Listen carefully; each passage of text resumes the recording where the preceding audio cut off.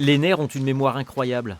12 ans après sa triple amputation, ceux de Priscille Déborah ont su retrouver leur fonction première, faire la jonction entre le cerveau et les muscles.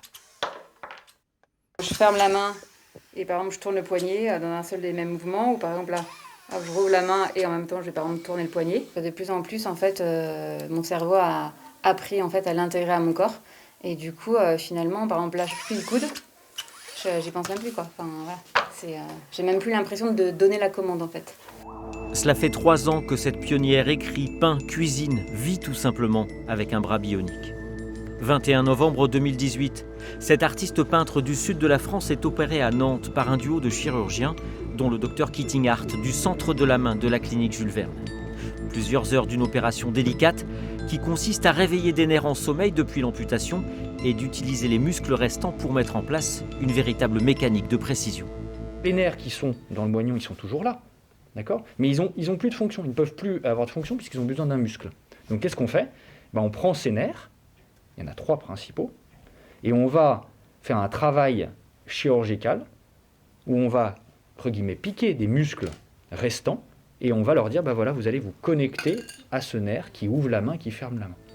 Résultat, après 2 longues années de rééducation, des gestes beaucoup plus fluides, précis, et donc moins de fatigue musculaire et cérébrale pour les effectuer. Une technique mise au point aux États-Unis qui permet également de lutter contre la douleur. Ça va le bras là ? Là il est un peu haut. On a des patients, dont le dernier qui a été opéré, qui avait une demande, on va dire 50-50, c'est-à-dire il avait des douleurs de membres fantômes.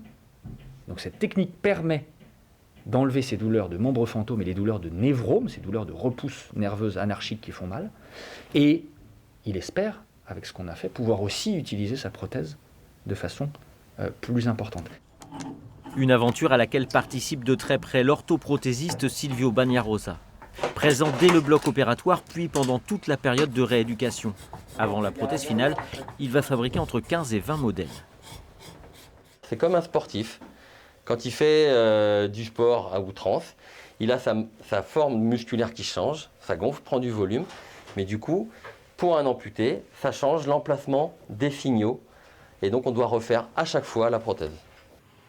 Un défi médical et technologique aussi onéreux que porteur d'espoir. En matière de prothèses bioniques, les chercheurs n'ont pas dit leur dernier mot.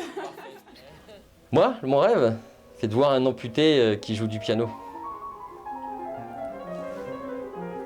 Ce serait magnifique de pouvoir reproduire tous ces mouvements avec une facilité naturelle. Le dernier patient à avoir bénéficié de ce genre de prothèse a été opéré au mois de mars à Nantes. Priscille, elle, vient d'écrire un livre, Une vie à inventer. Elle y retrace le chemin parcouru depuis sa tentative de suicide en 2006. Aujourd'hui, sa peinture est reconnue et elle pratique la plongée, le ski, l'équitation, de façon quasi autonome.